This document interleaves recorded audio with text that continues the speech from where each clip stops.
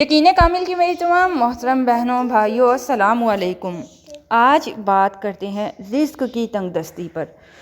وہ لوگ جو بہترین رزق کے خواہش مند ہیں، وہ لوگ جو چاہتے ہیں کہ ان کے رزق میں اضافہ ہونے کے ساتھ برکت بھی ہو، کیونکہ بہترین رزق یقیناً وہی ہے جو برکت والا ہو، تو وہ اس دعا کو ضرور پڑھیں۔ پڑھنے سے اللہ تبارک تعالیٰ کے حکم سے آپ کے رزق میں برکت ہوگی، آپ کو بہترین رزق عطا کیا جائے گا۔ ابو ہریرہ رضی اللہ تعالیٰ عنہ سے مروی ہے کہ حضرت محمد مصطفیٰ صلی اللہ علیہ وآلہ وسلم نے ارشاد فرمایا، جو شخص صبح میں یہ دعا پڑھ لے تو اس دن بہترین رزق سے نوازا جائے گا اور برائیوں سے محفوظ رہے گا، اور جو شام کو پڑھتا ہے تو اس رات بہترین رزق سے نوازا جائے گا اور برائیوں سے محفوظ رہے گا۔